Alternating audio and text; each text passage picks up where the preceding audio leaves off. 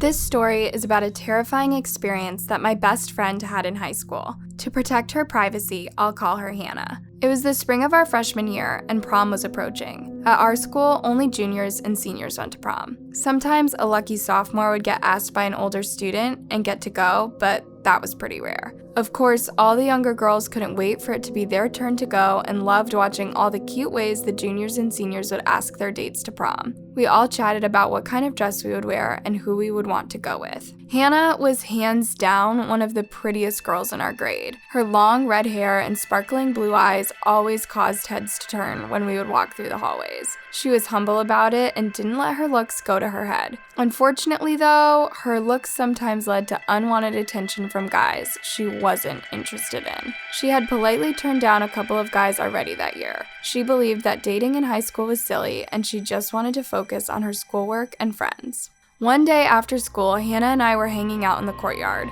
We weren't old enough to drive yet, so we had to wait for our mothers to pick us up. We were giggling and chatting about class when we were approached by a senior guy that we'll call Alex. Neither one of us had ever met Alex in person, but we knew he had a reputation for being kind of creepy and sort of an outcast. I thought it was strange he was approaching us since he had no reason to talk to us. Alex zeroed in on Hannah and asked her for her phone number. She was shocked, and she was silent for a few moments before eventually giving it to him. He took it and went on his way. I asked her why she had given him her number, and she said she felt bad because it seemed as if he didn't have many friends. As it turned out, what Alex wanted was a lot more than a friend. Beginning that night, Alex began incessantly texting Hannah. He kept telling her how beautiful she was and how much he wanted her to be his. Hannah had no romantic interest in Alex whatsoever, but was too nice to tell him so. If she didn't answer his texts in time, he would call her on the phone or even just post on her Facebook page.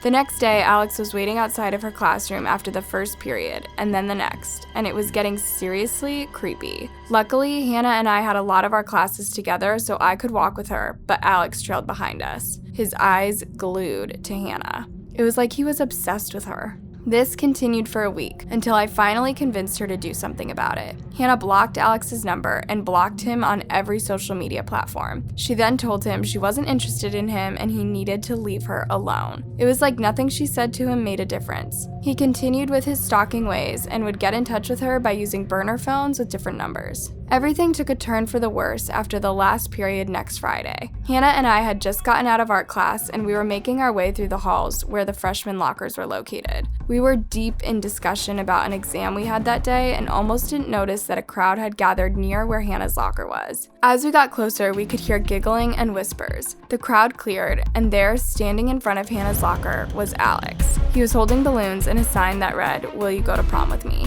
Hannah stood there, frozen for a few moments, before running away in embarrassment with tears running down her cheek. People snickered as she ran. I chased after her to console her. After calming her down, I told her that it was time that we did something about this. It was clear that Alex wasn't going to stop on his own, and we needed to tell someone about him. She agreed with me, and we decided the best thing to do would go tell a counselor first thing on Monday morning. I would go with her for moral support. Hannah and I spent most of the weekend together. We swam and rode bikes and did lots of activities that didn't require her to be anywhere near her phone. Alex was still blowing up her phone, calling from blocked numbers, and it was seriously stressing her out. His messages were getting creepier and he was becoming even more possessive. He would tell her that she was his and there was nothing she could do about it. He was a crazy person who had become obsessed with a girl he barely knew. Given the fact that Alex was of legal age and Hannah wasn't, made the whole thing even creepier. There was no telling what he was going to do, and that was why it was so important we talk to a counselor and maybe even get a restraining order.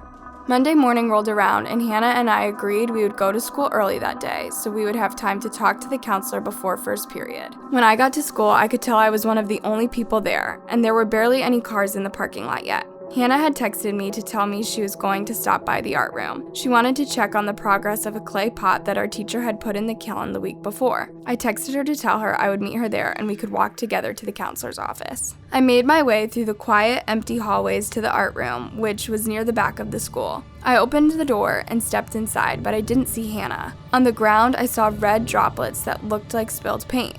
Strangely, they appeared to be wet, which didn't make sense because no one would have been in the classroom over the weekend. I walked over to the closet where the kiln was located and nearly slipped over Hannah, who was laying on the ground, absolutely covered with blood.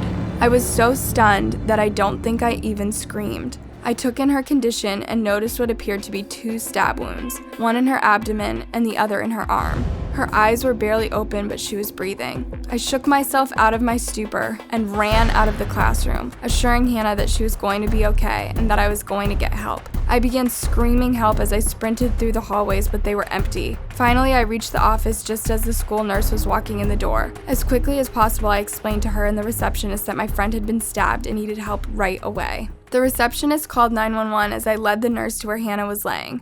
By this point, some kids had begun arriving and things were getting chaotic. No one knew who had hurt Hannah or where they were. My mind went right to Alex. Who else would have done such a thing? As the nurse began checking Hannah's vitals and trying to stop the bleeding, I heard the principal come over on the intercom. He explained that the school was on lockdown and everyone needed to go into a classroom, lock the door, and hide. The school nurse told me to run and lock the door to the art room, instructing me not to open it for anyone but paramedics or the police. Every second that ticked by was painful because I knew it was another second that was going by without Hannah getting the medical treatment she needed. The nurse could do her best, but Hannah needed to go to the hospital, and she needed to go quickly. Finally, I heard banging at the door. A male's voice called out, identifying himself as a paramedic. But what if it was a trap? I told them we needed proof, and they showed their badge under the door. After examining it, I unlocked the door and allowed a team of paramedics and police officers in. The police swept the room while the paramedics began loading Hannah onto a stretcher.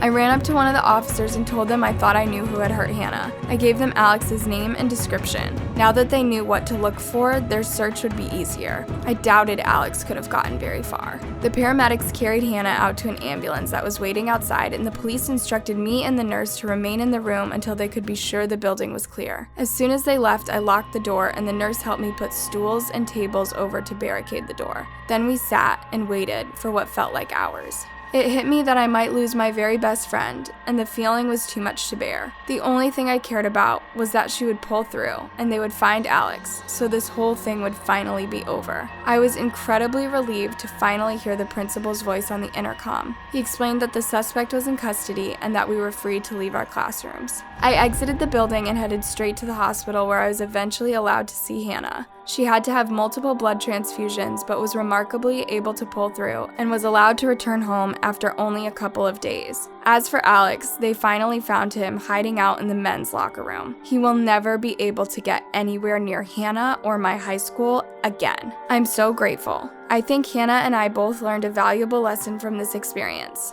Always trust your gut and ask for help before things get worse. What would you have done in this situation? Should they have told someone? Drop a comment and don't forget to like and subscribe. Until next time, sleep tight.